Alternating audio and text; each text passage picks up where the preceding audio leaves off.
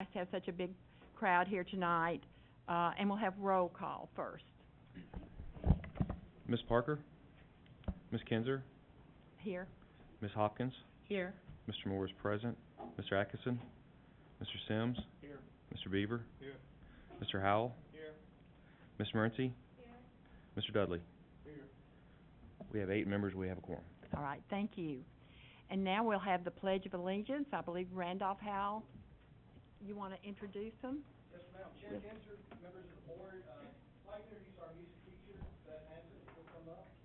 Got a pledge by some of our kids in 4th grade chorus and a quick little performance. Oh, okay, good. Well, are we going to have a moment of silence first? Before, After the pledge.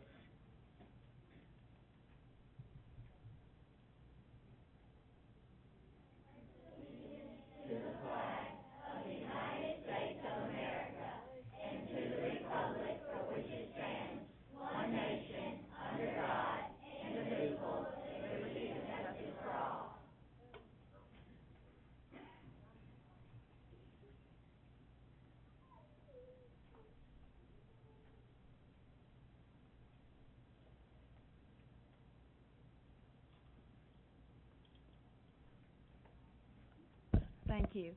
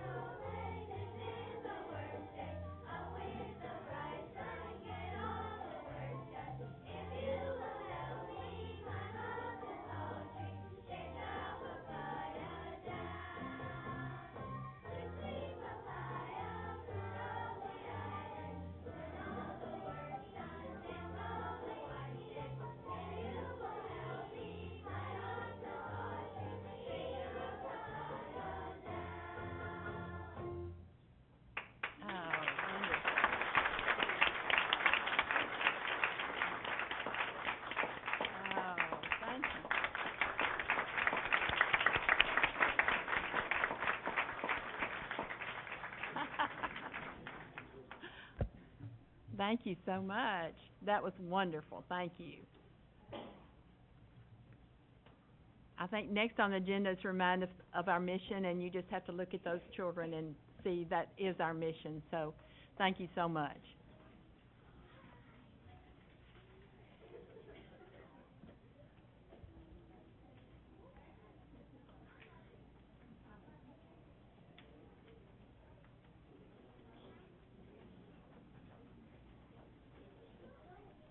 Welcome, Dr. Marzak. Thank you, ma'am. It's good to be here tonight. Next on the agenda is to elect a new board chair. Hmm?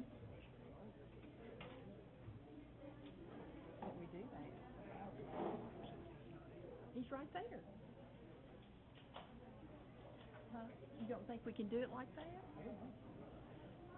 Jake, is it all right if he presides over the election of the board chair? Okay. All right.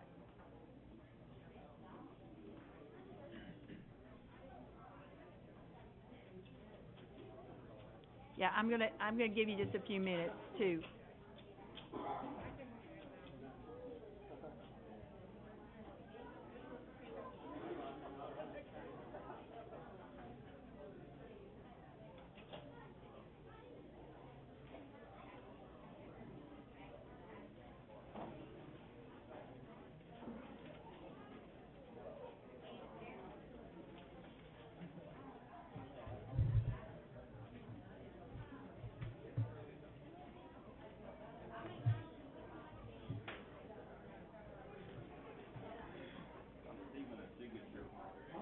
Okay.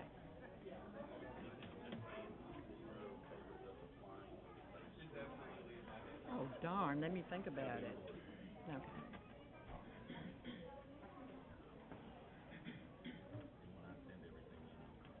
That'd be great.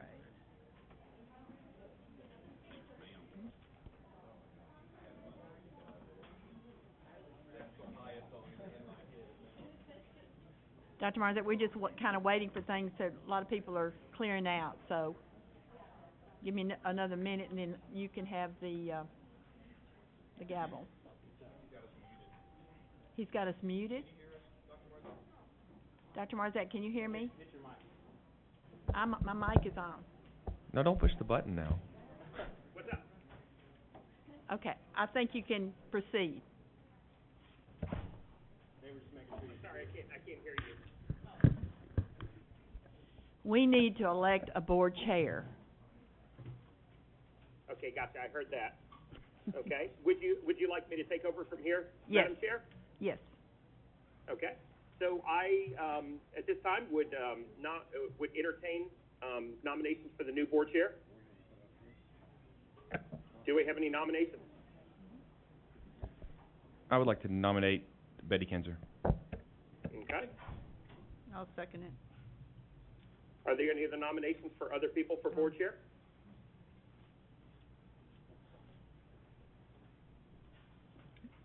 Madam Chair, I believe that takes care of it. We can do a roll call vote if you'd like to. I would say that you need a motion to accept by Okay. acclamation. Gotcha. So do I have a motion to accept nominating Betty Kinzer as the board chair for the 2019-20 school year? I make a motion. Okay, do we have a second? Okay. Any discussion? I think you could have a voice vote. Okay. Voice call. All in favor say aye. Aye. Any opposed say nay. No. Motion carries. Sorry, Ms. Kinzer. I turn the meeting back over to you. Congratulations, ma'am. Okay, thank you. I don't know that congratulations is the right word, but thank you. Thank you all very much. I'll do my best. Do we need to have a vote, Shirley, so that it's on the? She put it in. All right, we'll do better from now on. I'm going to open the floor for nominations for vice chair. Is there a nomination? Okay, David Moore's been nominated. Is there a second by Chad Howell? Any other nominations? We'll entertain a motion to accept it by acclamation. So moved. Okay. Second. All right, so moved and seconded. Can we have a voice vote, Shirley, or do you want us to vote? David Moore.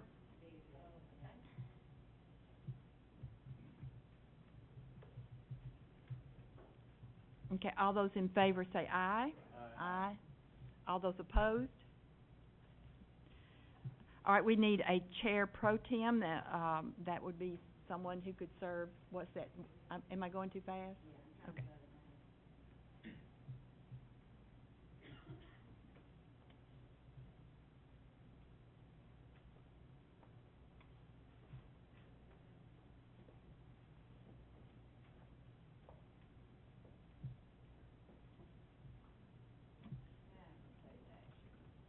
Okay, well, we'll do it right next time.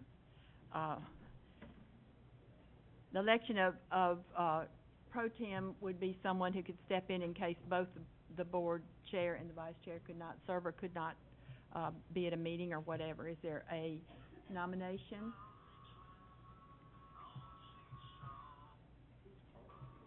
Huh? I nominate, Chad Howell. Okay. It's been, Chad Howe's been nominated and seconded. Any other nominations? Any discussion? Then we're ready to vote. We're gonna actually vote. We need the practice.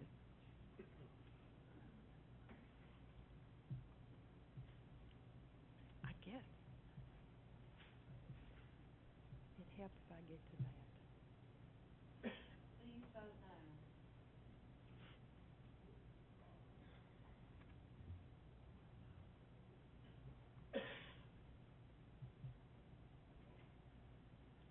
Okay, congratulations.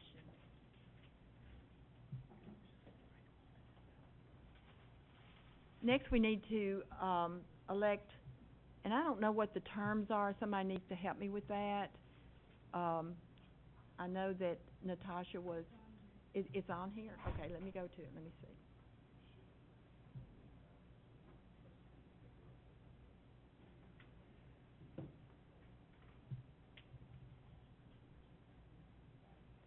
Okay, Ms. Morency is in the, second year of her three-year term. Jim Pennings, of course, is no longer on the board, so we need to replace him, and, that is a three-year term, so whoever you replace him will have 2 more years in that term. I'd like to nominate Natasha Hopkins. Any other nominations? Okay, then we're ready to vote.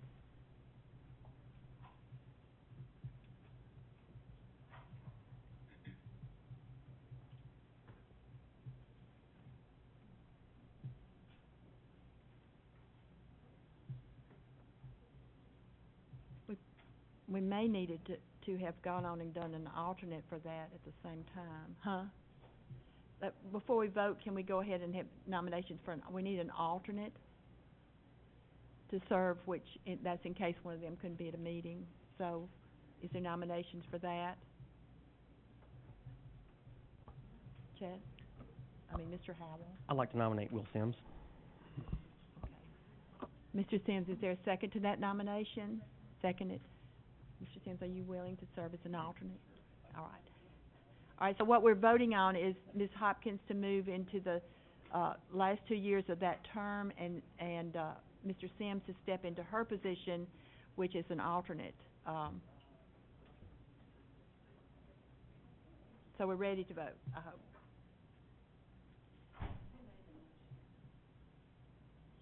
Mr. Howell.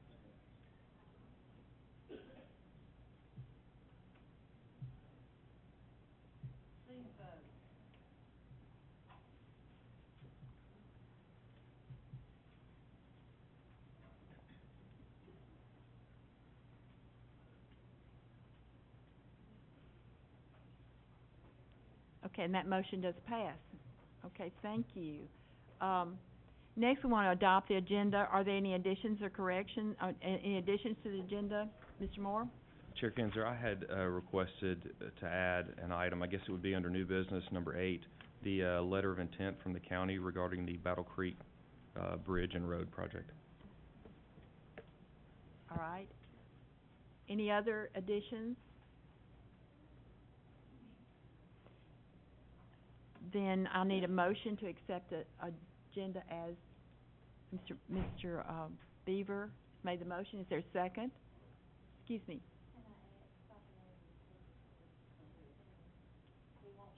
Absolutely.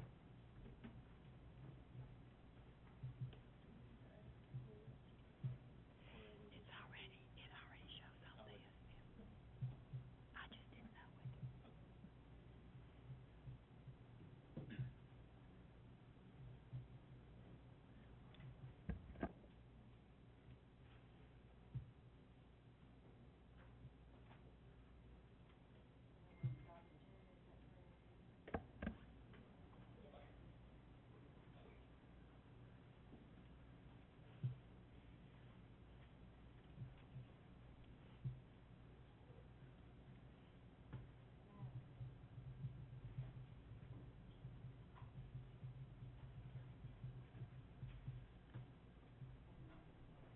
We're adding something to the agenda, adding, item 8 to new business, a letter of intent.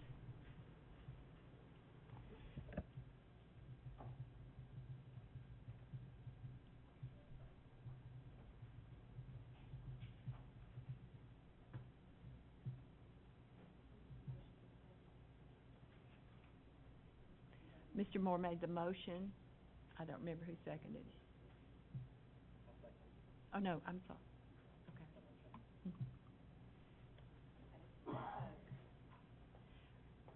All right, we're ready to vote.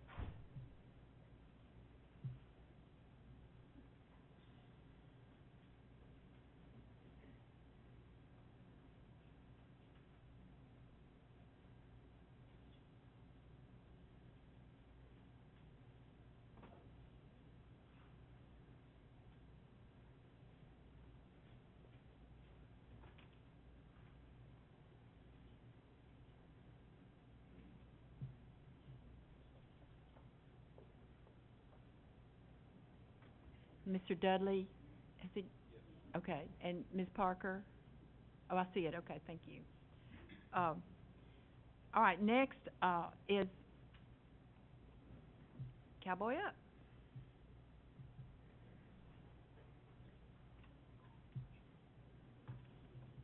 We always look forward to you guys coming. Thank you so much for the great work that you do and goodies that you bring us too, so. Well, thank you. Thank you so much for the opportunity to speak to you tonight. This is, September is Suicide Awareness Month, and you have some packets that we left for you and a flashlight, because this month we are working hard to light up the darkness. And let's hold a point over here. There it is. So just to remind you who we are and what we do, Cowboy Up is a message of suicide prevention, awareness, education, and hope. Since 2005, we have presented to over 16,000 seventh graders in the Maury County school system, and that's because of the support from all of you and the support of our amazing school system that we have.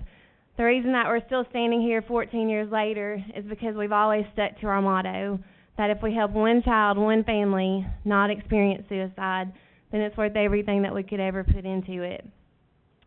These are just some of the latest statistics that we have, and actually I just found out that one of those numbers is higher.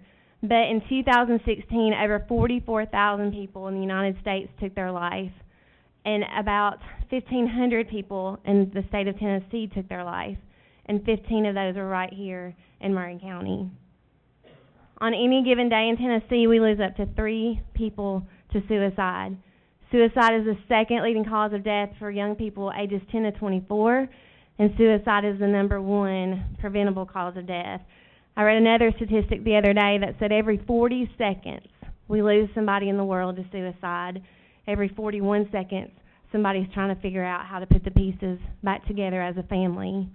This is our room at the Boys and Girls Club. We talked about that last time that we were here, but it is across from the library at the Teen Center. If you ever want a smile or a pick-me-up, just come by and see the teens there. We are there once a month doing activities with them. We go to brighten their day, but it never fails that they're the ones that brighten our day and bless us. We call September, because it is Suicide Awareness Month, Light Up the Darkness. For us in Cowboy Up, every month is Suicide Awareness Month. But we have been working hard, and you can see in your packet all the things that we've been doing with the school system and across the state as well. But this Thursday night is porch light night, so you can help us by just turning on your light at your porch and taking a picture of that. And then we have a walk on September the 19th at the Riverwalk, and we would love for you guys to come out and be there. Director Marzak has been gracious enough to help us lead that walk, so we would encourage you to come out at 6:30 on September the 19th. And if you go by the Rotary Shelter right now, you will notice that it's lit up.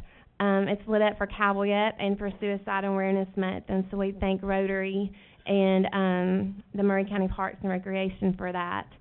We do have, we started this last year with our Cowboy Up Heroes. We like to recognize people in our school system and in our community who we feel have a Cowboy Up attitude, and you might know these two, Mr. Scott Gaines and Dr. Killen, and they've been very supportive to Cowboy Up.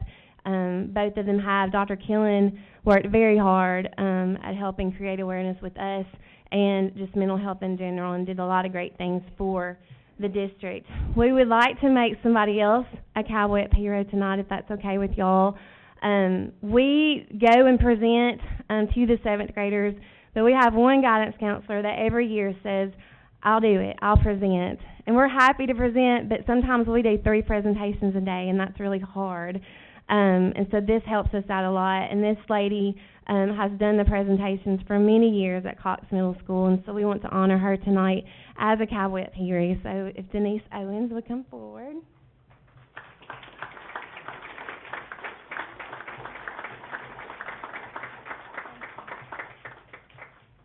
We appreciate her so much. We appreciate all of our guidance counselors. Cowboy Up is definitely not a Regina Peary thing. It's all of us working together. We could not do what we do without the Jason Foundation, without Tennessee Suicide Prevention Network, which Marianne Christian is actually back there as the representative tonight. The Maury County Guidance Counselors, the Maury County SROs, and the Maury County Sheriff Reserves especially, and then Junior Auxiliary. And my Junior Auxiliary sisters, my Cowboy Up sisters is what I call them, and they never get the recognition that they deserve, and they're back there holding up the wall, I think, that Melissa Jocelyn and Lauren Hyatt and Jessica Edwards, they're back there. And then sitting down, we have Kelly Myers and Christine Potts, and they're lifetime members, and they've been supportive of Cowboy Up through the years too, and we could not do it without them. We always say in Cowboy Up that together we make a difference, but I read this the other day, and it says each one of us can make a difference, but together we make a change. And I cannot wait for the day but when I can stand before you and say that suicide is no longer one of the top reasons for death in our country. I was greatly blessed to grow up with a brother, actually 3, I should say that, I guess, that always had my back. And I'm super blessed to work in a school system that supports Cowboy Up. Somebody asked me the other day, how do you teach and you do Cowboy Up? And I said, because I work in one of the most amazing school systems in the state. And so thank you for supporting us. You may see these signs across town. It takes all of us working together to encourage people to say that there's a lot to live for. And we have been so very blessed to have so much support, especially this month. I don't know if it's because schools are in a competition for a Chick-fil-A lunch. I don't know if that has anything to do with it or not. And then there's a lot to live for contest, but we've got videos out there and pictures out there. And so we just wanted to end tonight and close with our song. Most of y'all know that I was in an accident about 4 years ago, and during that time I met somebody that I called Mr. Fred, because Mr. Fred helped me cheat on my puzzles in occupational therapy. That I didn't know that Mr. Fred was actually Mr. Fred Foster, who was the founder of Monument Records, producer and songwriter. And he found out that a dream of mine was to always have a song for Cowboy Up. And a few months before Mr. Fred passed away this past February, he finished the song. And it's called There's a Lot to Live For. So we're going to try to show a video, and I think you'll see some folks that you recognize.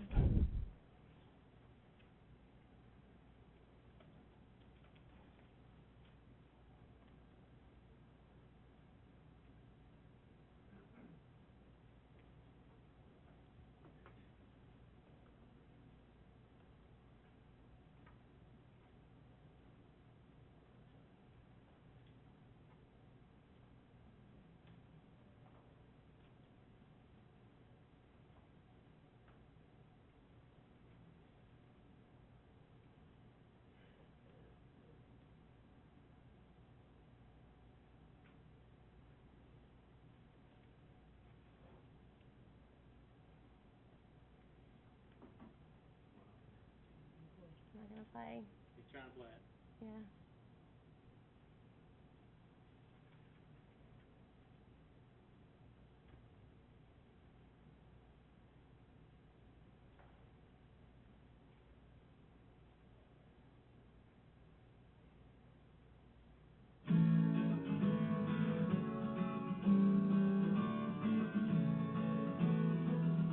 The sound the child makes laughing on the seesaw in the park.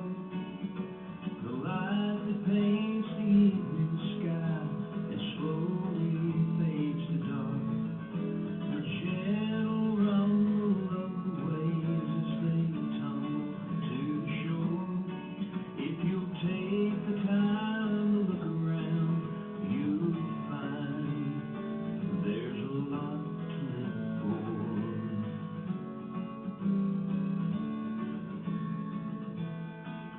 The taste of cold, clear water taken from a mountain stream. The feeling when you first wake up from a perfect, happy dream. A kitten chasing shadows across a hardwood floor. It's amazing how such simple things show you there's a lot to live for. A smile is an easy thing to find if you look hard enough. There's not a single thing on earth that God's hand hasn't touched. When we think of all the blessings and gifts He has in store, through faith and grace it's plain to see it's true. There's a lot to live for.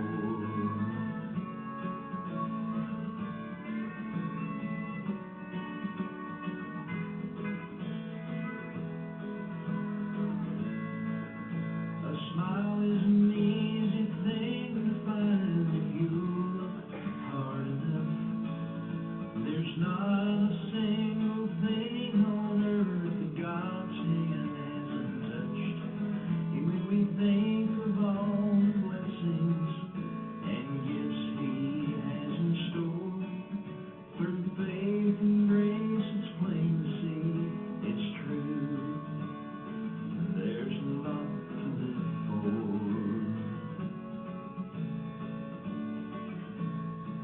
There's a lot to live for.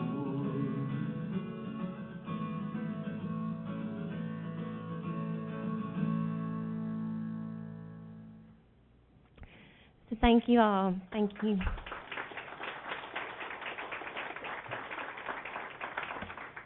Thank you so much. You all are doing such wonderful work, and we appreciate it. I always look forward to having you as well. Next, I have Mr. Ford. Are you going to share some things about your school with us? Yes, ma'am, be happy to.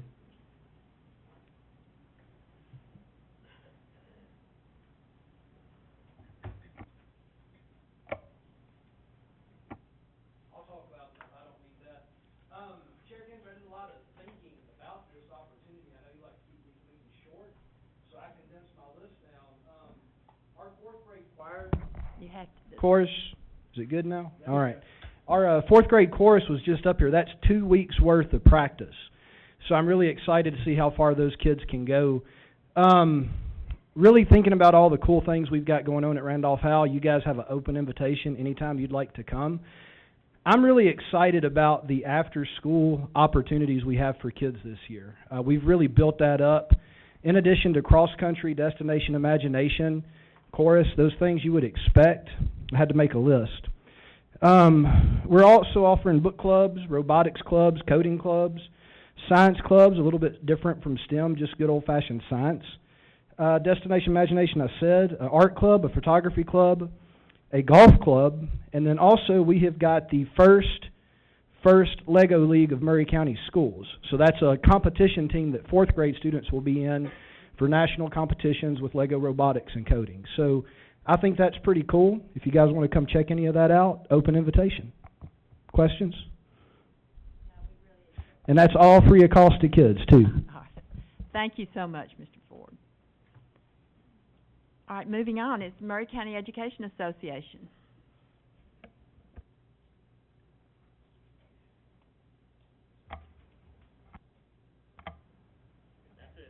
All right.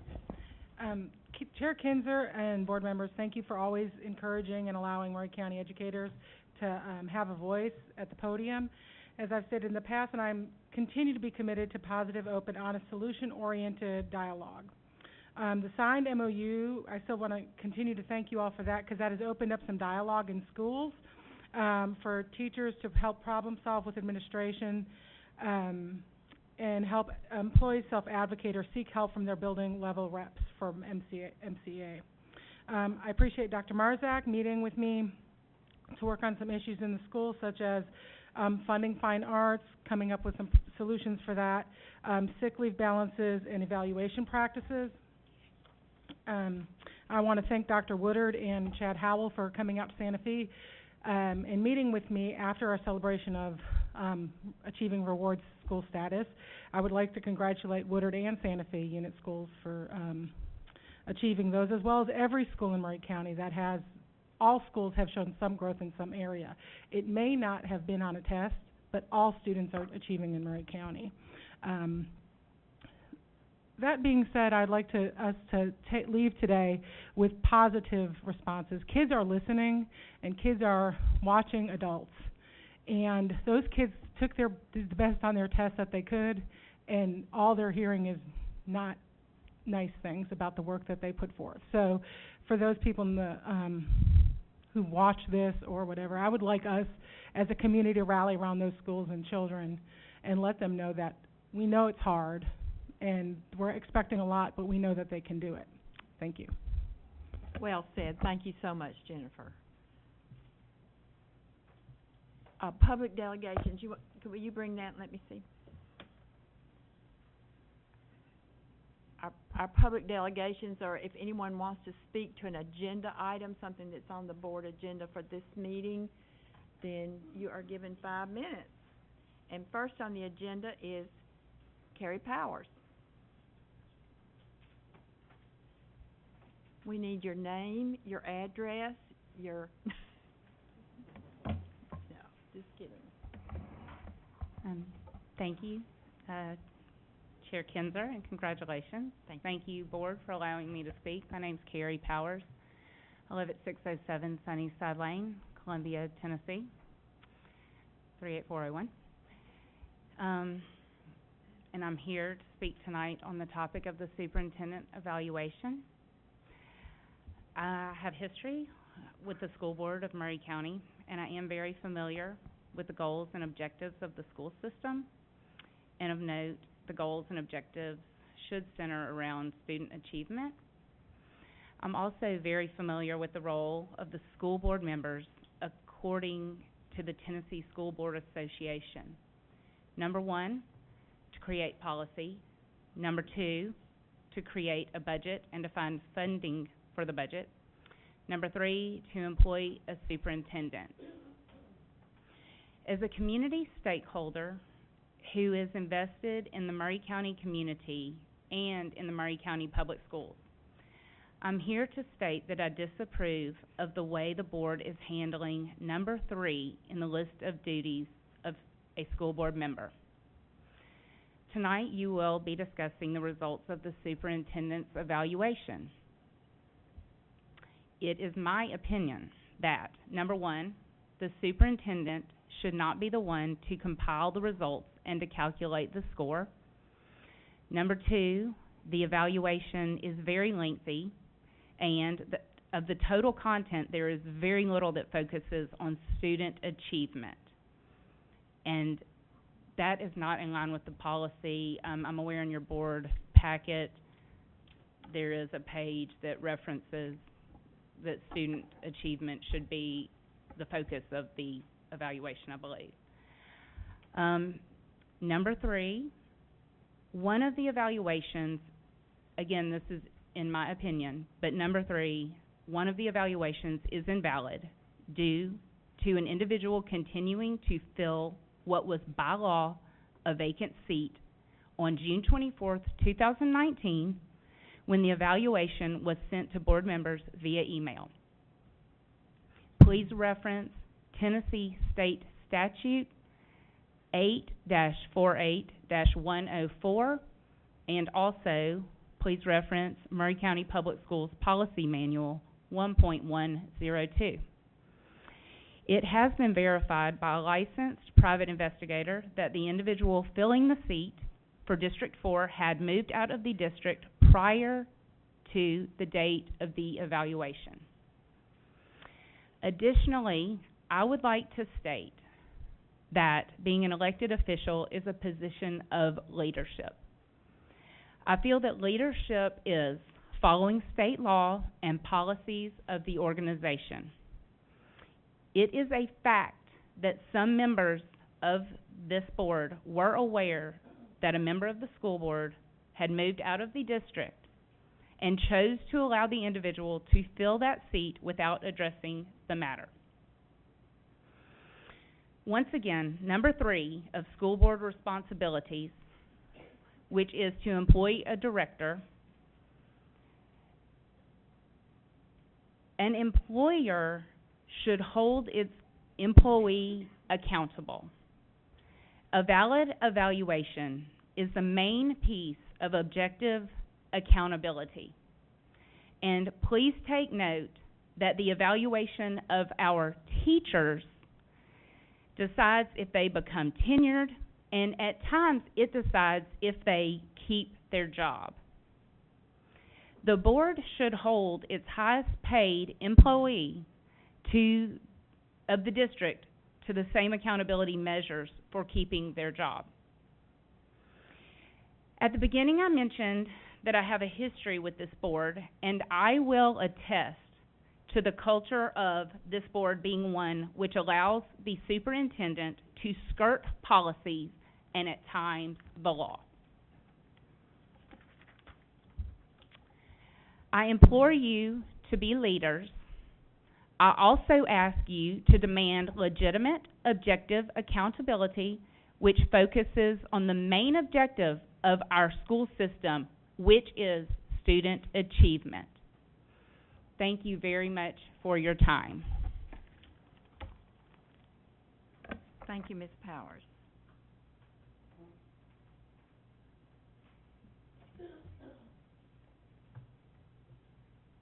Scott Summers?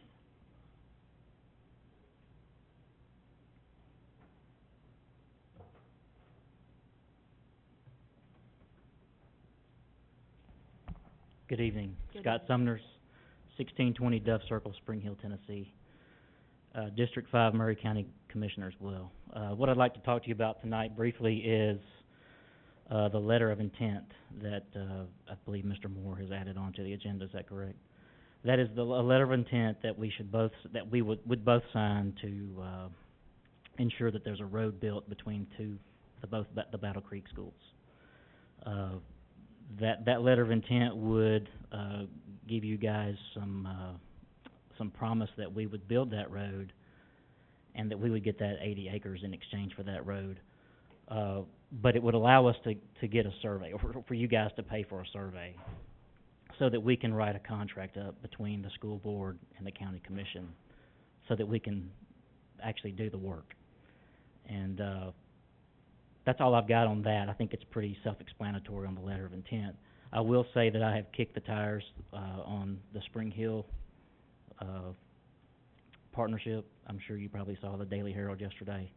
That would kind of leave you guys out of the whole situation. I've talked to Chair Kinzer about it. I talked to Mr. Moore about it. I talked to Dr. Marzak about it and Mr. Breeden about it as well. So that would just be an agreement just between us and not you guys. So I don't know if you guys can take questions right now or not, but I just wanted to give you kind of an update on that and to support that letter of intent. The letter of intent was voted on at the Budget Committee meeting tonight and sent to the full commission for next Monday night.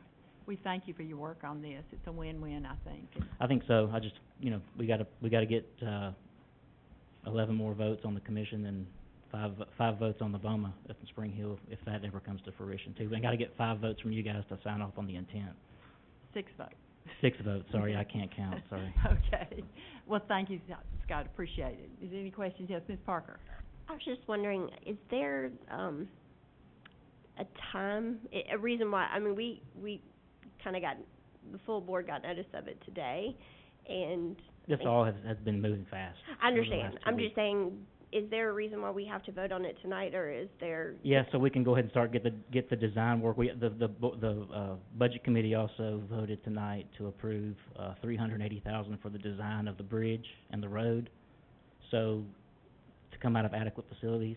Right, but they So- did that without us voting on it, so what I'm saying We is. did that without you voting on it, and of course, we have until Monday to vote yes or no on that. If you guys decline the letter of intent, then of course, we probably wouldn't go ahead with that contract for the, design, Okay. or approve the letter of intent as well. So- I'm just asking if there's a reason why it has to be done this month as opposed to next month, and what a 1 month delay for us to do due Well, it's- diligence or well, whatnot. Well, it's 1 month, well, it could be if you guys don't vote on it tonight, then the Mhm. county commission could say, well, they're not voting on it until, they delayed it a month, so let's delay it a month. Right. Then, you're delaying the project a month, you get into the winter time, delays in building the road and the bridge as well, so. It's pretty critical right now, I think, up there. If you ask anyone that lives around that area, especially the folks in Whispering Woods, I can tell them, give you guys a call if you want me to. I mean, you're welcome to give them my number, it's on the, No, it's I on wouldn't, the. I wouldn't do that. it's- I'll give them it's on the I'll give them your website. email. I'm just saying, it's No, I'm an just- important project. Our board has a tendency to make decisions quickly on sometimes and not always do due diligence, so I appreciate the fact that you've been working on it, the city's been working on it, but, I have a hard time voting on something that I just got at 3 o'clock today. That's fine. It's just, that's why That's I'm fine. asking if I there's believe just your a- attorney has worked with our attorney on the language inside the letter of intent. So, and this is just a letter of intent. Understood. We've also got into situations though where we've had a letter of intent before, and then, it's kinda locked everybody in on things. I'm just asking what the time frame was and what a 1 month delay would do. I think the sooner the better for everyone involved, including the schools. Thanks. My opinion. Mine as well. Thank you so much. Thank you. Any other, Ms. Morency? This is on the agenda, which we can discuss. We'll discuss it on the- Yes, okay, all right. I'm not staying for the rest of the meeting. I just wanted to Okay, all right. make a public comment. Make a I'm not public staying. comment. I'm gone enough from Yeah. home, so. All right, I understand. Thank you. Thank you for Have a good coming. night. Ms. Stevenson, Sue Stevenson.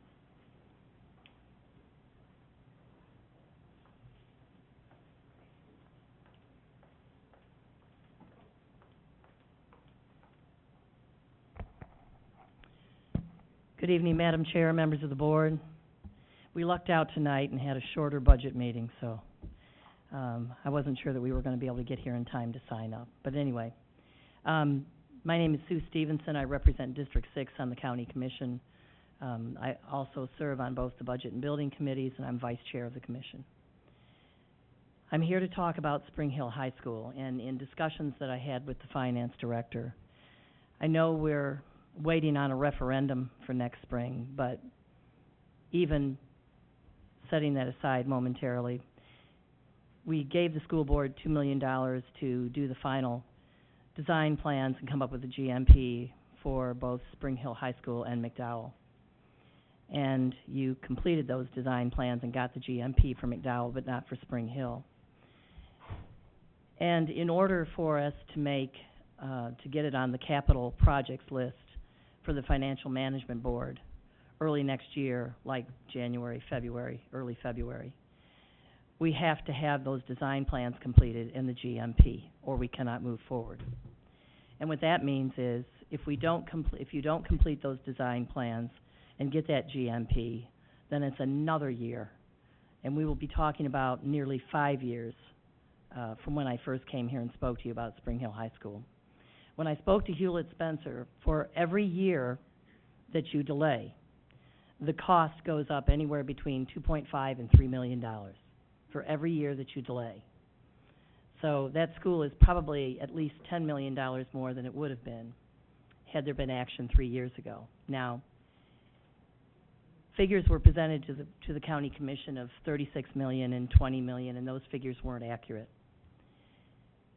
But I am asking, the message I got was that the school board had instructed the architects pencils down, which means stop everything, don't continue, don't finish the plans, don't finish the design, and don't come up with a GMP. And if we don't do that, you lose another year. Spring Hill High School cannot wait. I know for a fact that there are parents who have pulled their kids out of Spring Hill High School because they're tired of waiting.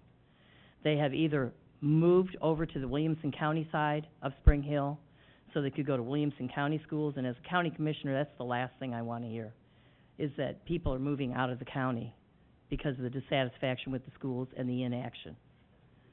I also know parents who have pulled their kids out and are homeschooling them, or have pulled their kids out and they are now sending them to private schools. That's not the direction we need to go. So I'm asking, and if there's additional monies that are needed, you just need to come to the county commission about that. I would imagine there's probably going to be dollars left over from Battle Creek. I know how the resolution was drawn up, but if we need additional money to finish those designs in GMP, we need to get it done, or we lose another year that we can't afford to lose for this high school. This high school has got, you now have an additional feeder school into Spring Hill High School. You have another elementary school, another middle school that will feed into that high school. That high school cannot accommodate the capacity that it's at now, much less more. I'm not going to go on about the development. We've already discussed all the development numbers. I know that there's 2 apartment complexes pretty close to where I live that are building 300 units right on Highway 31. Those are all going to feed into this high school.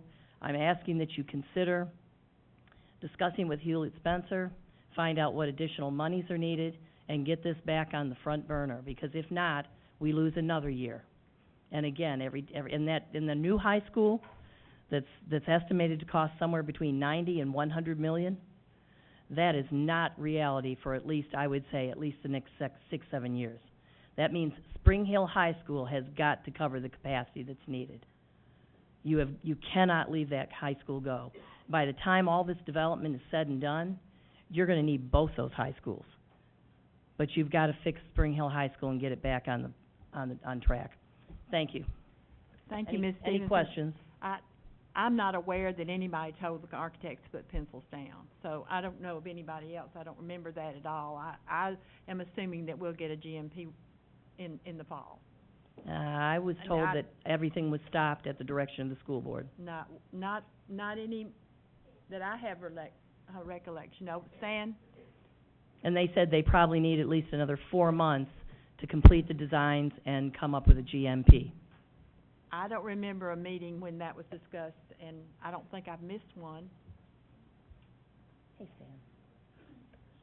Excuse me. Madam Chair, actually, I think it was maybe 2 months ago that they brought to you the fact that to design the full capacity of what's being recommended for 1,800 students is we're about $900,000 short of having enough design money to get to a GMP. So without that, those additional, and I'm going off the top of my head, but I think it was approximately that figure. So without those funds, the architect is unwilling to take that risk themselves and move ahead, assuming there will be a GMP, and then that would get funded afterwards. So no, they are not willing to finish that design work without additional funds being committed to do that. So are you suggesting then we come to you all for those additional funds? Well, I think we need to find out exactly what the figure is, because I was told a figure that was actually considerably less than that. But there was additional monies that were needed. Yeah, we'll find out. Absolutely. It might be 400,000. That's not more. It was either 400 or 900. I have to look back at my notes to know. Okay. Anyway, we just need to get it back on track. Well, thank you for pointing it out. This board is committed to doing something about Spring Hill. 3 years in a row, we put it on our capital project. So, yes, we absolutely recognize that something needs to be done, and the sooner the better. My biggest concern is that when I spoke to Mr. Lukanen, if it doesn't get on his capital project list for the Financial Management Board in the beginning of the year, of the new year, then we wait another full year. Okay, and he's right behind you. Uh-oh. Well, We just gave you a raise now, Doug. well, no, not yet. Monday's coming. So, basically by April, we would need to have a GMP if we wanted to move on this project, because the private act wants us to have the capital request to the Financial Management Board by May 15th so that they can send the recommendation to the Budget Committee. So that's kind of our timeline to be able to get something done. Along with the final design. April. By April, okay. Yeah, that would be. Along with the final design. Okay. GMP. Chair Kinzer, if I could make Yes, one Mr. comment there. Moore? I would just encourage the county commission, there's no requirement for a GMP here. We can do this work, and the work was done plenty of different ways before GMP was required. That's not a requirement for what we do. I would love to work with the county commission to come up with a number, and I've talked with Hewlett Spencer about this as well. We can still get to an accurate number without the added expense of the GMP. I think the problem with the GMP was we end up with a timeline of when we have to use it, and it's only good for a certain time. So I think that was 60 the days, I trouble we think. had. And I would hate to give you a GMP, even if we gave it to you in November, for example, and then 60 days out, it's no longer any good. What I would love to have, and again, I do agree we need to work on this, I would rather work towards just coming up with a workable number that the county commission, the school board could come up with that doesn't require the added expense of the GMP, and I think we have some professionals with Hewlett Spencer that can get us a close enough number that we can get something for the Financial Management Board to be able to work with. I'm open to that, however we can Absolutely. get it back on track and Thank get it you. moving. Good. Thank you so much. Thank you. Madam Chair, may I just, Yes, as a please. follow-up, would you like for me to bring that number to the work session this month? Absolutely, that would be Okay. great. And again, I As long apologize, as I you're don't at the remember what work that is. session. I will be there, yes, ma'am. Okay. Paco, is it Habardo?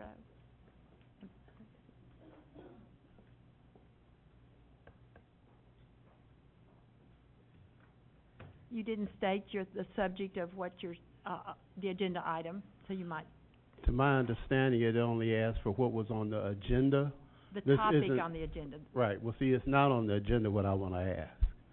I'm sorry, but we only have people speak to items on the agenda. If you'd like to speak to something other than's on the agenda, there's a board policy about that, and you have to submit 7 days ahead of time what the subject is, and then you could speak. You can certainly do that perhaps for the work session, end of the month, or you could do it for the next board meeting. But we only take public comments on items that are on the agenda for the board meeting. Okay, so if I stay to this work session, then I wouldn't be able to speak at this work session, so I have to wait another month. Is that my understanding? This work session is to look at the data on scores. Is that what just the subject you wanted to? No, ma'am. Okay. Yes, you would need to, Ms. Johnson has a thing you fill out, so that you can speak at next month if it's something that is not on the agenda. Yes, ma'am, so I should see the lady behind the computer over there? Absolutely. In the central office, yes. Okay, is it online, where I could pull it off online? That And I then send don't it know. in? Ma'am, I can't hear you. Ms. Johnson? So I need to come to the central office to get it. Okay, thank you, appreciate it. Thank Have a you good so- evening now. All right, Bye-bye. thank you. And I have Julie Gordon.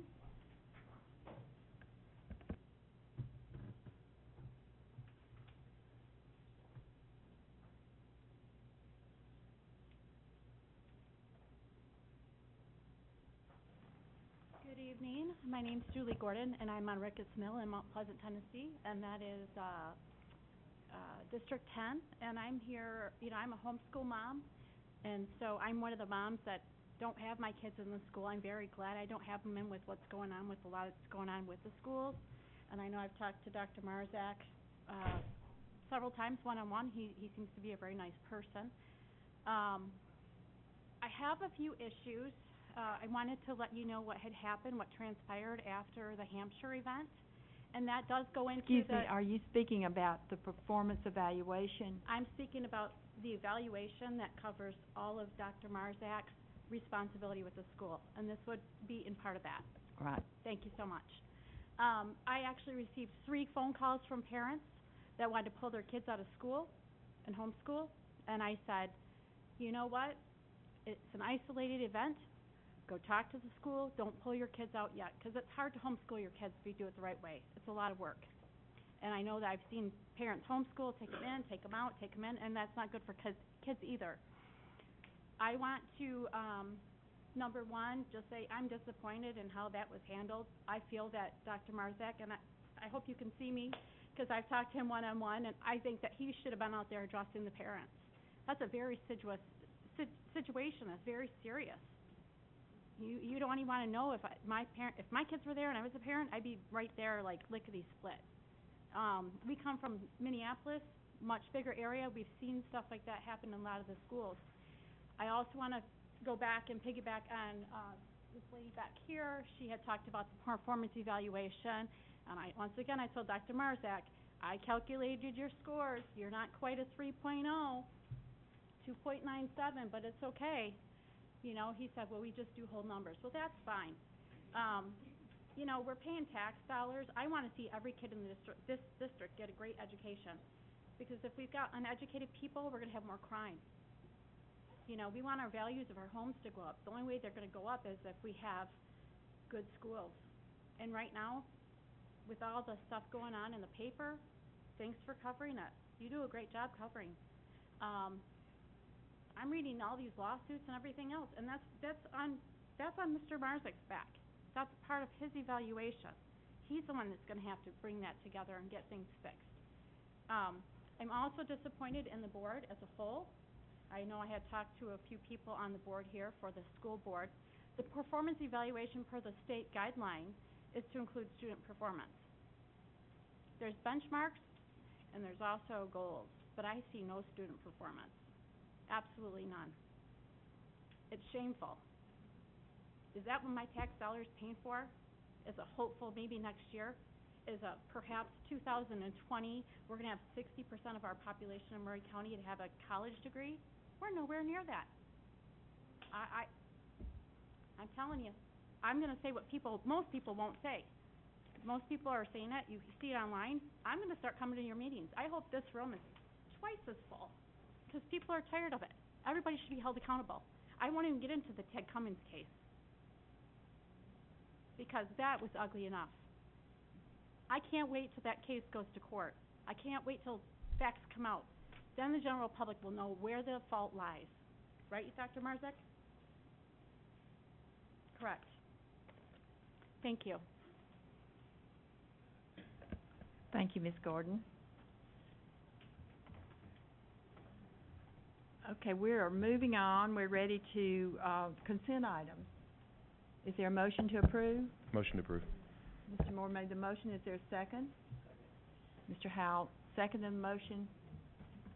Any discussion? If you can find it, maybe we're ready to vote.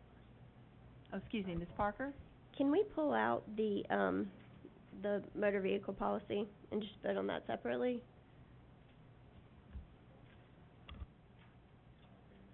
Okay. So the consent with the exception of the motor vehicle policy. 7 point, yes.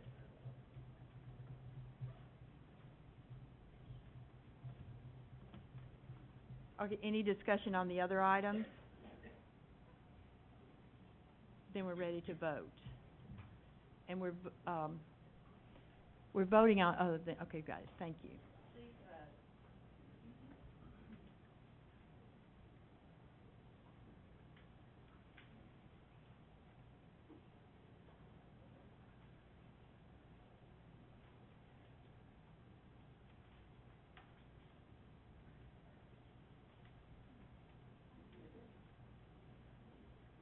Okay, and that motion does pass. Okay, then, the motor vehicle policy, Ms. Parker, did you want to speak to it, or?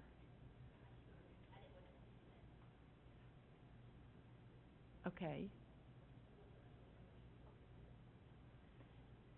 Okay, that's, we're looking at policy 3402, excuse me, I don't know where Motion that to approve policy 3.402. Mr. Moore made the motion to approve. Is there a second? Ms. Morency seconded the motion. All right, any discussion?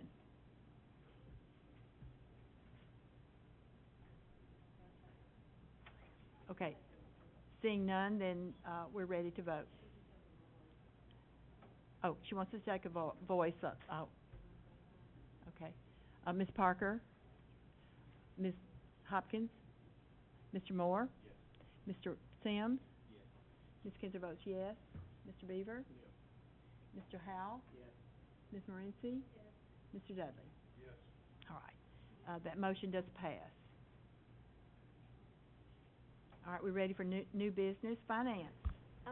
Actually, Ms. Kinzer, can I just say one thing about the superintendent evaluation? Yes. I know that was on consent, and I know we already voted on it, but Mhm. can we put on our work session for next time a discussion about some of the issues that were raised tonight with regards to the length of the evaluation? I think it might be helpful if we as a board look at making sure that student performance, if that's what we want, is put to, is front and center on our evaluation of the superintendent. And, I really don't think it should be as lengthy as it is, No, or as no. time consuming. So if we could just have that discussion next time, and I also think that we need to look at making sure that we have an independent third party compiling the scores in the future. And I know that's the way that we've done it for years, and I told you that I should have changed that when I was board chair, but I did not. But I think it creates a situation where there's questions, about, transparency and whatnot, and so I just think it would be better for the board if we look at how we could do that a different way. I think that's a good point, and I honestly think it's way too long as well, and I think there are other evaluation processes we could look at as well. I think it'd be good to have the discussion going forward. Thank you. Okay. Then new business. So, Madam Chair. Oh, yes. So, Dr. Marzak? Do you want to have a discussion about implementing a new superintendent evaluation? Because if so, you may need to consult Mr. Wolliver about that. That's part of the contract negotiation, and we've already satisfied that portion of the contract. I So wasn't this may be asking to, something for a future work session agenda. I wasn't asking to have an additional one, I know how long it takes us to get things accomplished sometimes, so I just wanted Yeah. us to be able to, work on something for the future, and we can always add another evaluation. I think we had talked about doing a mid-year evaluation based off of test scores, and we waived that policy last year. Yeah. So we could always just look at whether or not we want to implement something different. But I agree that that portion of your contract has been satisfied at this point. And Okay. our Thank attorney you, is ma'am. shaking his head yes, so, and maybe a shorter evaluation for the mid-year as well, so it wouldn't be so lengthy and that maybe just focuses on, yeah, we did, but anyway, we did move it on, that's for sure. All right, I'm back to finance, Mr. Lacona. Good evening. Good evening. So we've got, July and June financials. Those are the final end of year, all of the entries, end of the year, June financials. Did anybody see the bottom line? Yes, I did. Oh, so people are pretty excited. Yes. I estimated conservatively, we have a $3 million surplus for last fiscal year. So what I think, my recommendation to the board would to be to add to the work session agenda on how this school board wants to spend money going forward when we have some fund balance. Something that's exciting about this amount is I think we're in a position to where we won't need a tax anticipation note. I took a look at the cash flow this morning, and I think with that surplus and with our cash balance where it is, I think we're going to be able to make it just fine without having to ask the commission for any money. So we're meeting some goals. I just think we work at the work session this month. It's on September 23rd, correct? Yes. And kind of really have an open discussion about what boundaries do we want to set, such as the 3%, and what do we want to do with funds that are in excess of that 3%, and when should we measure that 3%. So I think that's an open discussion to have, and also, what does this school board want to do with those funds, and what do we look like going forward for this year. Currently, we have a balanced budget. That's exciting. In comparison to last year's audited numbers, we actually spent $2.8 million less. That's great. It's kind of mind-boggling because we had a lower budget, the previous year, but we had a higher budget last year but spent less, you know what I mean? So and by about $2.8 million. So, you know, that's kind of baffling, but the good news is we're in the black, so we're happy about that. If there are any questions about the financials, please feel free to email me, call me. The auditors are here. They are auditing our financials, and we're looking forward to see what the outcome of that process is, and seeing what, if any, what progress we have made. But we've been working hard, and we hope to have a better audit this year. Well, I can tell you that when I saw that bottom line, it was really a breath of fresh air. And we do appreciate the work you've done, because I know that you've done really a great job in trying to get everything cleaned up, everything ready for the auditors as well. One additional thing, Chris, can you see me? I got you, Doug. Go ahead. Okay, I was thinking also that with, you know, the current needs, there were some things that we cut for this particular year that may be one-time costs and things of that nature, that I would meet with Chris as y'all's employee to kind of come up with some things, some ideas that he has on the excess money we received, and kind of set a bullet point list of things that could be spent. So, happy to move on, whatever. Dr. Marzak. Yes, ma'am. Thank you. Just a couple things. Doug, it's been really good to work with you. Thank you very much for what you've done in a short amount of time. Your department has been great to work with, collaborative to work with, and I want to thank you for all of your work this year. Chair Kinzer, I'd also like to commend my staff. You know, if you go back to August of 2018, you know, we were charged with implementing, you know, a budget that, you know, had some deep, pretty cuts, but at the same time, we disciplined ourselves to stay within budgetary guidelines. And so I really want to commend the staff for taking that direction from the board, and then moving forward with the direction that we still implemented. I think if you look at the keys of college and career readiness, we implemented some good programs and procedures last year that gave us some good outcomes in student achievement. And you'll see in our data presentation tonight some suggestions we have on the curricular side if we were to happen to come into some money. So we definitely have some suggestions from a curricular, from a C&I side, that we'll probably need to discuss tonight as well as at the work session. But Doug, I did see the bottom line, and thank you very much for sending that. It's great information. Any, Ms. Parker? Sorry, I was just going to suggest, could we not discuss that at our retreat? What we potentially, I mean. Sure. I think that might be a good time for us to have a discussion. I think that might be a really good time, the 17th, at the retreat. Dr. Marzak, could we discuss this, maybe these recommendations and discussion of that at the retreat? I believe we can, yes, ma'am. Sooner the better, probably. Yes, ma'am. Agreed. Well, the sooner we get resources in the classroom, the better. Absolutely. So agreed. Very important. All right. Anything else? Any other comments or questions for Mr. Laconin? Thank you so much. Thank you. Next on the agenda is the Battle Creek funds for refurbishing, am I right? No, excuse me, Battle Creek Sports. It's the bid for sports equipment. Motion to approve. There's a motion by Mr. Moore to approve. Is there a second? Second by Mr. Dudley. Any discussion? Then we're ready to vote.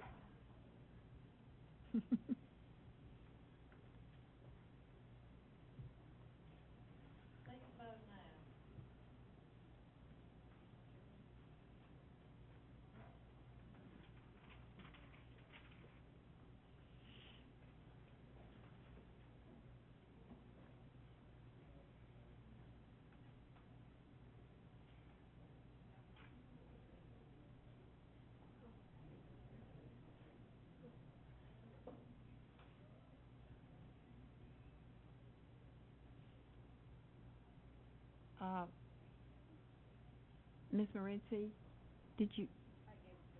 Okay, then that motion does pass. Next, zoning facilities, do you have something? Okay. Madam Chair, there's only one request that was left on here from the work session. That is the furnishings for Spring Hill High School band room. and of course, Dr. Potts is here, can help me answer any questions on that. But I did want to take the opportunity to correct for the record. It was on the July meeting, and the amount needed to continue design to get to GMP is $282,460. The total estimate was $1,236,604, and you've already committed $954,144. So that's where I was getting the $900,000. There's just too much up here in this file cabinet. Obviously, I didn't remember it, so there you go. So we both got a lot going on, but I wanted to correct the record on that. Motion to approve. Motion to approve the Spring Hill funds, Mr. Moore, is there a second? Second by Mr. Dudley. Ms. Parker? Oh, two questions. Mr. Moore, can you clarify what your motion is for, where the funds are coming from? Okay, so my motion is as presented, but I'm getting to that part too. All right, well, I will general. Ms. Kinzer, is it okay? I do have a question. I know we're a few more days out from this, and I think there was considerable discussions when we went over this at the work session. Is there no way we can pull this from somewhere else other than to go to the county commission and request fund balance money on this? There are no funds in the operating budget. Now, we could project savings at the end of the year from utilities. That's what we've done. But at this point, I would be uncomfortable in taking any money out of the utility budget other than that, or out of maintenance for things that we don't know that's going to happen, maintenance supplies. That would be the only two sources in our budget that any funds could come from. And if you choose to do that, we could do that and then come back and take the money out later but at this point, I'd be uncomfortable taking any money out of those two budgets because we just don't know what that's going to be. Might know better in March or April, but at this point, we don't know. And so when I presented this in a staff meeting, there were no other departments who offered any budget either, and so Dr. Marzak suggested the only place that he knew that we could take it from would be fund balance. Were this to be approved tonight, how quickly are we looking to get these in place? Mr. Laconan's still here, or has he left already? I think he has left already. It would be however long, I guess it would take to do the budget amendment, because we have no budget for furnishings in our current budget. We have a line item for furnishings, but there is zero. So my understanding is we can't spend any money out of that without moving money there from somewhere. Madam Chair? Yes. One of the reasons, Mr. Ward, why we moved the meetings is so that things that we approved during the board meetings wouldn't wait so long to get to the county commission. I believe this should be allowed to be added to the September 16th county commission meeting, so it could be approved next week. We're talking about the band furniture here, right? Okay. Yes, ma'am. All right. Any other discussion? Sorry. Ms. Parker? Has there been any consideration at looking at chairs at Battle Creek, Spring Hill, Whitthorne, any of the other surrounding schools as to whether or not they would be available? We have not looked at any excess inventory at any other schools. No, ma'am, we have not. So we don't have any, or you haven't looked at it? I'm sure there are excess inventory because Battle Creek Middle School and Spring Hill Middle School are currently at less capacity. Spring Hill Middle School, for instance, has almost half the capacity of enrollment they had last year. So I would assume there's probably extra chairs there. I would assume at Battle Creek Middle, where we bought furniture to staff to provide for 1,000 students, there's probably additional furniture there, but we have not inventoried that to say we could give that up right now. The challenge with that is, if we do, we assume those schools are going to grow back and they will need that furniture, but there could be excess, but I don't know what that would be. Well, and the reason why I ask is because the quickest way to get chairs available for those students would be to take any excess that you have and move them to another school, so we don't have to go through a budget amendment process or anything like that. But the other thing is, I personally, I don't have a problem purchasing it. I just have a problem purchasing it out of fund balance. I think we just heard from Mr. Lukonen that actually y'all have been very conscious about budget and that you spent $2.8 million less on the budget last year than was budgeted. So I feel like there's there's gonna be money available if we continue to be as, to show that kind of fidelity.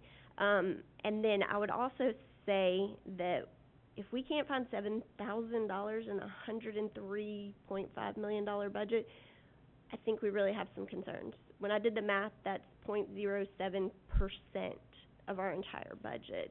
And so I'm in support of this, I'm just not in support of taking it out of fund balance. I would rather us do what you were saying and be creative in the budget amendments and move money around so that we can pay for this if we have to, because we don't have chairs.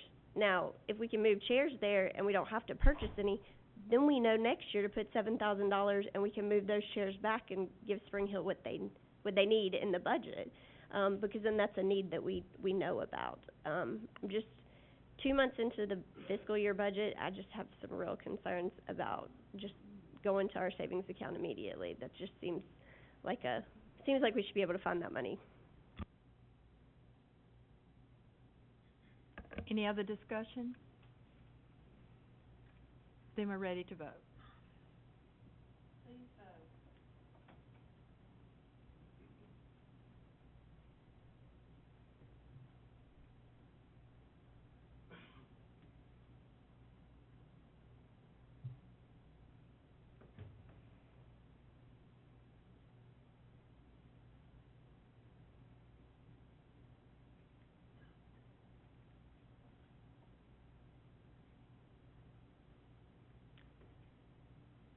And that motion does not pass. Okay, moving on. Are there no items in policy? Okay. Ms. Kinzer, Uh-huh. can I make another motion? Yes, please. And I wish that Mr. Lukonen was here, because I'm not exactly sure how this needs to be worded, but I would move that we approve the purchase of these if there is no inventory available at our other schools, and with the finances coming out of our GP budget. Contingent on, okay. Say it again. I make a motion that we approve the purchase after an inventory is done to move chairs. And if any more are needed, that they be purchased out of our existing operating budget. Okay, is there a second to that motion? Mr. Moore seconds the motion. Is there any discussion? Then we're ready to vote. Wait, give you a minute. Take a voice vote. Ms. Parker? Ms. Hopkins? Mr. Moore? Mr. Sims? Ms. Kinzer votes yes. Mr. Beaver? Yes. Mr. Howell? Yes. Ms. Morency? Yes. Mr. Dudley? Yes. And that motion now passes.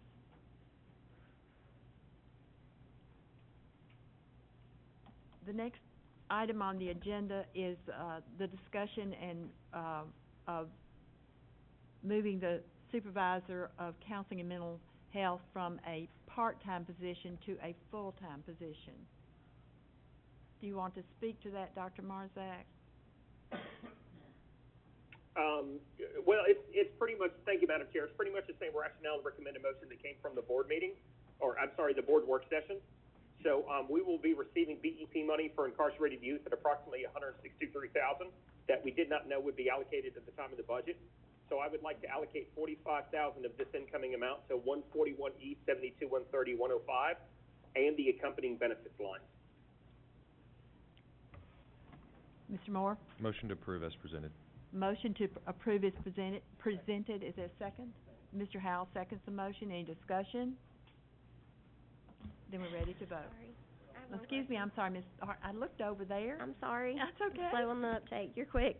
Dr. Marzak, do we have that $163,000 already in our account? No, ma'am, it's in the process of being sent to us from Shelby County Schools. Mr. Lang is doing the final calculations with Mary Andersky from the State Department, and we should be receiving that money soon. But it is owed to us as per Mary Andersky. Do you have that in writing? Yes, ma'am, we did. Okay. Any other discussion? Then we're ready to vote.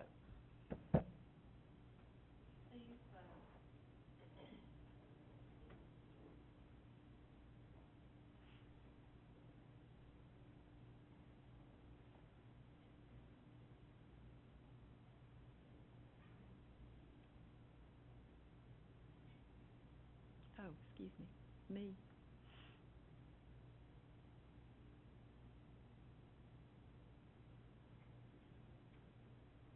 Mr. Dudley, you voted? Okay. That motion does pass. Next is a diploma lead position. I think we had discussed moving that to our work session or our retreat when we were gonna talk about diploma. I don't know why that was on there. Okay. I think we were gonna discuss diploma at the retreat. We were gonna discuss so- it at the all right, retreat. we'll just move on then. Next on the agenda is, the ERDI. Okay. Yes, excuse me, Dr. Marzak? Yes, thank you, Madam Chair. So this position is currently in the budget. It's funded under 141 E 72-250 189. We're already into September, and we have diploma currently up and running in the district. Of course, not funded at the level it currently is. Will this budget line item remain? Is I think the main question. Because if we wait another month to determine if we can or cannot, then it looks like we're getting into October, maybe even November, before we can make a technological process this year.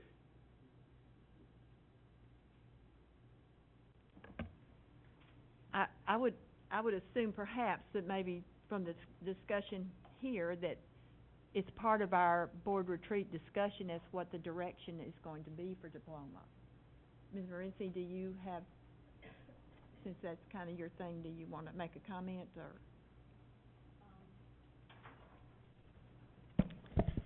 I'd like Tommy to address the board with his concerns over this, line item.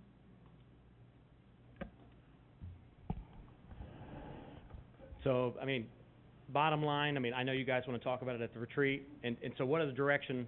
Because I think some of the concerns about textbooks, possibly some of that money going there, but what we're getting into is that diploma, which the position was not funded, and so it's funded this year, but diploma's still going, and I would, you know, I will say honestly, I'm not doing a very good job of trying to take care of that when I have other duties, so I don't necessarily feel really good about that, but ultimately what's getting ready to happen is devices are either going to stay, go back. Well, actually, if they're paid, they're going to stay, but in February, they start going back. But decisions need to be made on who's keeping what, how we going, are we going to buy them, are we going to do them? You know, so, I mean, I'm not so sure. I mean, I do understand the point that we have a budget that's there. I know you guys want to talk about the retreat, but all I would say is that there's a lot of plans that need to be made regardless of whatever you guys decide, and that's not probably something that I have the time to do unless the superintendent obviously tasks me with that, but I think it's very important, and I know we use the word diploma, which is an initiative, but this position is not just that. There's a lot of things that would help us that position's responsible for with the tech coaches and with getting a standardized some digital literacy for teachers, so that, you know, sometimes we troubleshoot problems and, hey, there's a Wi-Fi problem, and they really think there is, but it's not. It's that either they weren't trained or properly getting on there. Sometimes there really is, but this would help us to get standardization. That position, even though it's diploma lead, and that's the name that's given, it's actually digital integration and things like that. So I just want to make sure everybody understands that it's not just diploma. So even if we didn't have diploma, there would be some things that would still be needed. So I just want to make sure everybody understands that, you know, that's not something that my department's currently responsible for. Okay, it's my understanding this is already in the budget. Yes, ma'am. So would we have, if it's already in the budget, where are we in that? We're asking whether to keep it or not, even though it's already in the budget. So what is the board's wishes here? Mr. Oh, excuse me, Ms. Morency? Oh, sorry, no, I'll turn it off. Ms. Parker? I think hiring somebody right now, with the thought that it may be that we continue on with diploma, but we may not. I don't know how effective that's going to be in your sales pitch recruiting somebody if you say this position is about to have 50% of their computer, you know, 50% of their responsibility go away beginning in February or March, April, I don't remember what that, chart showed us, but I think that's why we wanted to talk about it, because, again, I hear a lot of times from people, and it's not about the fact that they have devices and they have problems with devices. I hear more so, I don't have textbooks to help my child do their math homework. And so when we made a significant cut in textbooks this last year, at the budget, and then to find out that we had this position in there, I just asked Doug if it was possible for us to look at whether or not we wanted to keep that and just have the discussion. I'm not saying that the position doesn't need to be there, but I think we need to be a little bit more thoughtful about what we're planning on doing with diploma before we just jump right in. Any other discussion? Mr. Moore? If I could just say, Dr. Marzak was asking for some direction on this. As far as I'm concerned, it's in the budget.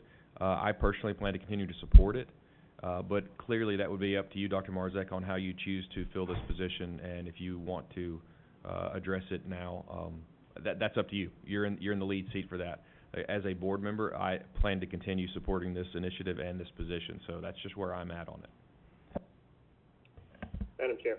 Yes, Dr. Marzak. And Mr. Schuyler's exactly right. Although the word diploma is in there, this is really a technological literacy professional development position to deal with adults that we have in the district as we move deeper into the 21st century and technology continues to develop.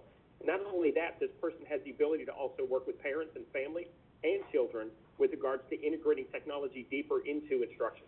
So yes, while the word diploma is on there, I don't want it to get hung on that word, because really this person's a digital literacy and learning person that can really help with professional development in the district. You were sharing with us before, when we were here for the 5 o'clock meeting, how stressed you've been over having to spread yourself so thin. So Yeah, I mean, so devices, obviously we take care of devices, my department does. That position, you know, was gonna be working to come up with whatever the plan was moving forward. I mean, whatever the devices were, how we were gonna go about it, obviously working with Mr. Lukonen on funding. You know, there's been some changes in how we thought some things were gonna go with capital, and that's fine, but the most stressful thing, I don't have an answer. You know, when I go to a school and teachers, you know, principals, you know, I would ask you to reach out to principals even, you know, they have money to buy, 8 devices, you know, and I'm like, I don't know what to tell you, because I'm not sure if that's gonna be conducive and be good stewards of money, because I don't know what the plan is. So it's just, we're getting into school, things are going, I do understand, I obviously wanna support whatever you guys want me to do, but it's just, you know, regardless of whether we have diploma laptops, whatever the initiative is, we're gonna have technology and need somebody to help with integration, regardless of what that is. So whether the device, as we've kind of said before, is kind of irrelevant to an extent, it's making sure that we have, that staff and students have what they need to, you know, to fulfill obligations as far as learning. Okay. Ms. Parker? Sorry, I just want to clarify one thing about this. The board on July 30th got an email from Dr. Marzak, and I just want to read it because obviously everybody in the public does not necessarily know what our emails say, but it says, "Good afternoon all. It has come to our attention that the technology lead for diploma was in the budget. We thought the position had been removed from the budget during cuts, but it was not. This position was formerly called the Chief Digital Learning Officer. Doug Lukonen has confirmed with Tommy Schuyler that the funding for the position is sitting in the 72250 line. As we look to expand the diploma program and continue to invest in the future of technology work for our staff and students, I propose that we hire this position so that we can begin the work of not only deploying our Murray County Digital Vision attached, but can also begin the work of leading our sustained funding drive. I apologize that we did not know this information sooner." So I just want everybody to remember, we were told that this position wasn't in there. I mean, we weren't adding new positions. And then after the budget was approved, we found out that this position was in there. And so I don't feel like everybody had knowledge of this because it wasn't represented that it was in there. Now, I appreciate the fact that Dr. Marzak let us know after the budget was approved, but I just go back to, we were told one thing and something else happened. And this still talks a lot about the diploma program, which we are going to talk about in a week. So I don't understand why we can't just have that discussion in a week and see where we go, give some direction. HR has to post things for 30 days before they can hire anybody anyway. We don't need to rush on this, I don't believe. If everybody wants to support it, let's support it, but let's support it with everybody having the full knowledge of what exactly we're supporting, because I don't think that happened the first time. Ms. Morency? I have no problem with doing that, and the reason that I wanted Tommy to let us know is he's talked to the diploma committee and also some of us individually about the positions that he needs in his department in order to keep us, I guess, our technology up to date, regardless of whether we have the diploma program or not. I think that our teachers, our staff are always needing some kind of help with their technology. And from what I understand, talking to Tommy, that he feels there is a need for this position regardless. I agree that we do need to talk about diploma, find which way the direction we're going in, and the committee did come up with a plan that was not funded. So we are going to have to be looking at doing things differently. So, and I think that this board needs to discuss that. I just wanted this board to all of us to realize and go on the record that Tommy feels like this position is needed. And that was all my point, was just that it's just not just diploma. I just want everybody to understand, whatever you guys decide, obviously, I'll do whatever I'm tasked to do, but I just want to make sure it's just not diploma. There's a whole lot more to it than that. Okay, thank you. Well, we will discuss this further at the retreat. All right, next is Dr. Marzak. Yes, ma'am. Thank you let's make sure I'm still on. Yes. So, since I'm not there, it's kind of hard to go through the presentation. However, if the board members would like to go through it and then email me if they have any questions. One thing has changed. There was a company that was looking to partner with us by the name of Lexplore.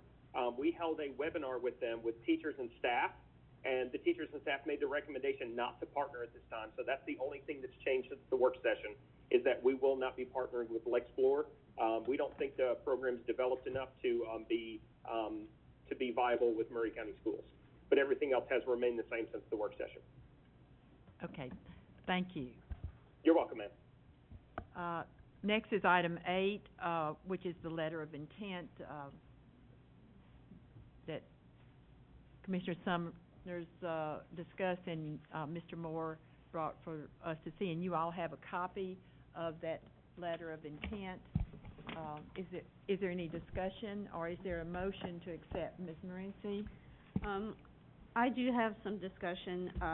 I would like there to be some wording in this letter of intent that stipulates that if the county or someone, be it Spring Hill or the county, I really don't care, doesn't build the road, doesn't build the bridge, that property reverts back to the school district. I think it's important that I don't want to come up and give 80 acres away and then not get what we were promised to do.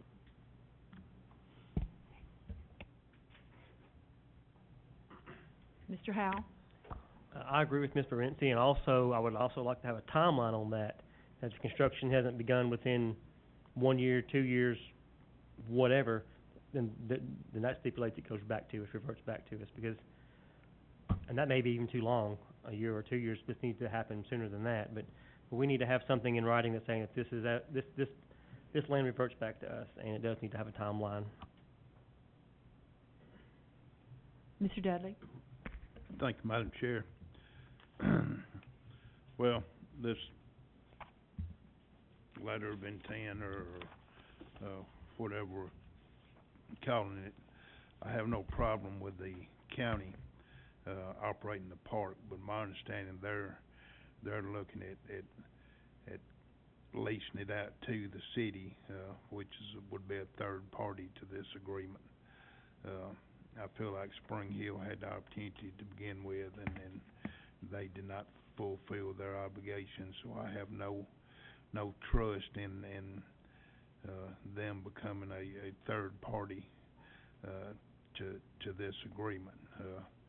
You know, if we were to approve this, I definitely agree that we need some timelines, that whether it be the county or a third party has some dates of having the road and the bridge completed. I don't wanna give them either one of them an open-ended deal. The county has backed out of several commitments that in the past they haven't provided the funding for some of the other projects, and so I have concerns as to whether even the county can get this road and bridge built. Mr. Moore? Jake, if I understand, again, similar to the memorandum of understanding, a letter of intent is non-binding. Am I understanding that, or is it a little more? Does it carry a little more force? This one's set up to be binding. Okay. At least to the first steps. What you have here, and I apologize, I got this on Friday morning as basically a rough draft of a letter of intent. I added some things to it that I knew you guys would want to see, some guarantees. It was a lot less than what it is when I got it. And with the new format of the board meeting before the work session, it makes it a little bit unwieldy in this particular case to get it to you to be able to discuss. And I'd recommended to Mr. Breeden, he asked me, should it go on tonight's agenda? I said, well, per policy, it's a little bit late for that. Put it on the work session. Mr. Moore put it on, that's perfectly fine, and I completely understand. But yes, this is binding at least to the point of getting you up to a later agreement as to the timeline and you approving the design and layout of the road and bridge. So you would at least be obligated, if you sign this letter of intent tonight, you would be obligated to perform a survey and then bring that to the county and let the county look at the survey. Likewise, I put in language that says that after they approve the survey, you guys get to approve their conceptual designs and specs along with the timeline for construction. So this is an agreement to agree down the road to get us to step two. And that's all that it was really intended to do. So to answer your question, it is binding for at least initial purposes, but it doesn't bind you to anything until you see the layout and the timeline. Presumably after that, there would be another document that then brings all this together, and if they breach that document and say you agree to deed the property over to them, but they don't build the bridge, then you'd sue them in contract. I mean, that's what I had envisioned there. So yeah, long-winded answer for yeah, it's binding, but only to a certain degree. So I guess to the degree of how it's binding is we would be obligated to the survey costs, which would be my next question. Do we have any idea, ballpark, of what we're talking about, what that would be? Just from experience, I do a lot of real estate. You're looking at anywhere from $1,500 to maybe $3,500. I mean, that's also kind of going back to the cost of the original survey and the fact that most of that work is already done. It's just going to be going back in and reestablishing those points, putting a few new cross lines in. Okay. So I wouldn't expect it to go much more than $3,500 on the high end. So in your opinion, there is in essence some restrictions on the timeline built into this by the nature that there will be another agreement, and that really at this point all we're obligating to is to do the survey and then discuss it once they've presented with some drawings and their official documents, and then we can at that point say no thank you, and we're done. That's right. And you know, not knowing the level of involvement or non-involvement from the city of Spring Hill, that was as far as I was comfortable going in this process. That only puts you on the hook for the cost of the survey, which you're probably going to want to do anyway, regardless of who you convey this property to, or if you convey it at all. It's wetlands, or for the most part. So yeah, that was my comfort level. Is yeah, this in concept is a really good thing for the board. So that just gets you through to then see what they design and how they lay it out, and see if you guys wanna go forward at that point. If I could just get to my comments on that, sorry, I had to ask some questions first. I fully understand the risk with kinda going ahead with this. I'll just tell you where I'm coming from on wanting this to move quickly. I know there seems to be, at this point, some pretty favorable interest from the county commission to take this over.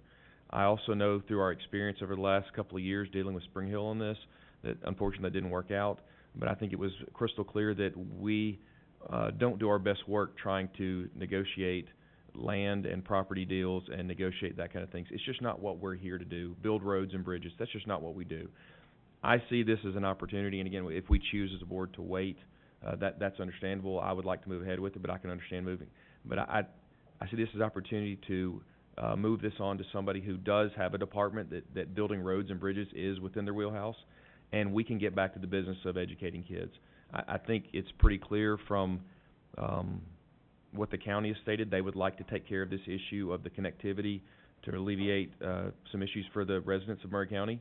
And again, it's just not something we're good at doing, trying to broker a deal. It's being placed in front of us, and in my opinion, I would like to hand it off to somebody who does want to take charge of it. So in that said, I would like to recommend that we approve this.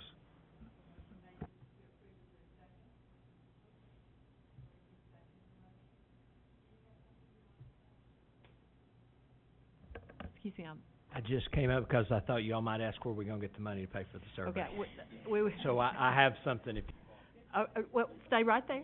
Stay right there. Stay right there. I just had one comment about it. I think it's a safety issue that the fact that these buses have to go into that really small, narrow subdivision. Any of us that have been out to both schools and what you had to get through the buses, whereas a bridge will allow them to deliver students in a much safer area, larger area, quicker area. I think that this is an issue for me as to what's best for kids to get this rolling as soon as possible. And if Jake feels that he's covered it with our, and the due diligence is there, then I would be for this, but I would like to know how we're gonna fund it. there is $3,990 left in the capital funds that are remaining from capital improvements from money you've taken from fund balance in the past. That's non-bond money that's specified for certain things. This has no specifications of what it would be used for. With your approval, because you have to approve the use of those funds, we could pay for the survey out of that. That'd be our recommendation. Okay, the motion is just to approve the intent at this moment. I would assume you would come back with a more specific as well. Ms. Parker? Mr. Williver, do you anticipate there being any issue with the timeline discussion, the right of the property reverting back if it's not completed by a certain time? I know that this is a prelude to that, but I also feel like, do we really want to, can we not just have that discussion beforehand so we even know if we need to do the survey costs right now anyway? Again, before, and this is just bad timing, but before when we did a work session and then a board meeting, honestly, I mean, it seems like the county thinks it's an urgent situation because they went to budget, they've already gone to budget, they want to put it on this month's agenda. So it's up to you. I mean, that's up to you guys as a board. My suggestion for the reverter language would be the agreement to agree. That's the second contract that we're talking about. When you guys get ready to sign that deed over, then that's when we're going to negotiate out and say, okay, you've given us a year as a timeline. We expect this to be done in a year, and if not, this is what's going to happen. That's something that we could address then. I guess to address the county sense of urgency, this was what I wanted to bring to you guys to at least let you look at it and see if you wanted to go any further with it. Mr. Dudley? Thank you, Madam Chair. Mr. Brady, what about the rent that we're receiving for part of that property? Can we use those funds? Yes, sir, Mr. Dudley, I'd actually forgotten about that. We have, I think it's $5,000 we've got over the last 2 years in rent, and that has not been spent on anything. So we do have those funds available as well. Yes, sir. We got $3,000 last year and $2,000 this year. Okay, thank you. Any other discussion? All right, then the motion's been made and seconded, so we're ready to vote.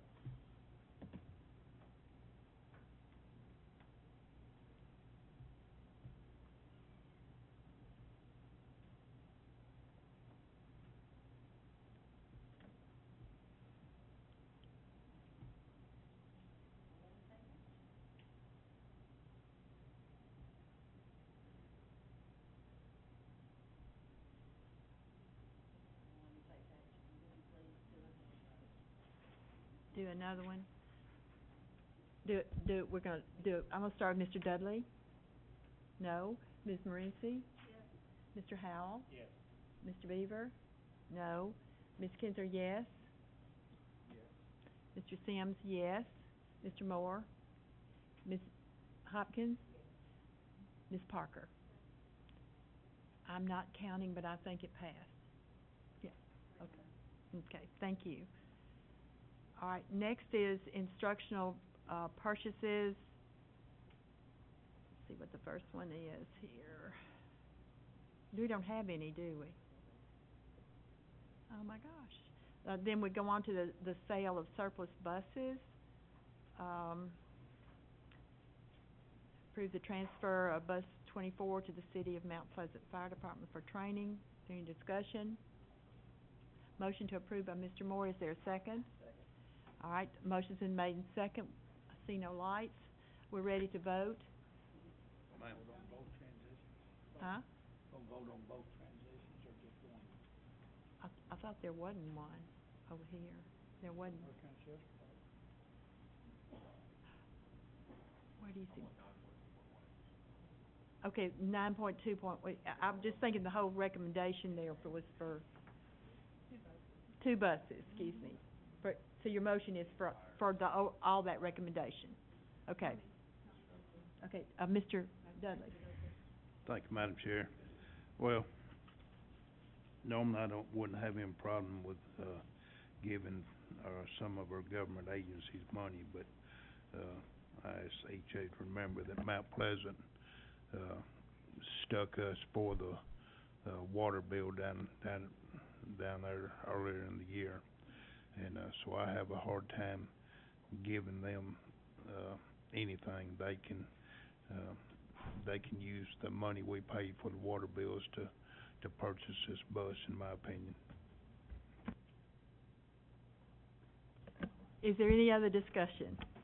Madam Chair, may I just speak to that? Yes, Just to please. explain why we did recommend Mount Pleasant, because this is a bus that's gonna be used for training, and there is an agreement that they will be using that amongst several, municipalities, agencies, emergency response agencies. So that's why we felt like it was being well used. We do have a good relationship with Mount Pleasant. We were disappointed in that as well, but just speak to that if I could.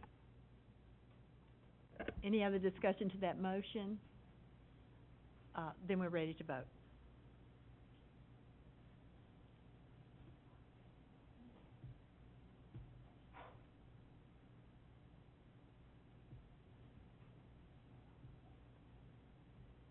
Is this a roll call too? Ms. Parker? Ms. Hopkins? Mr. Moore? Mr. Sims? We're voting.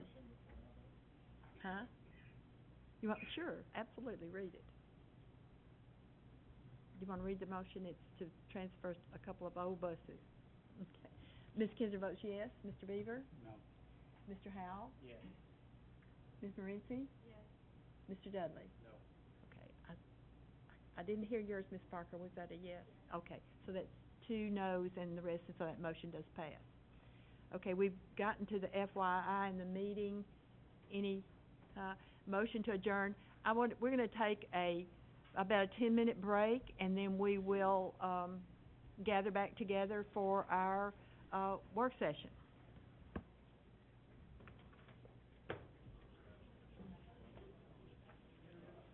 Hey, Dr. Marzak, you heard they're taking a break, right? Okay, cool. You still Yes, muted? yes, I heard it. I'll hang out. Right, me. Okay.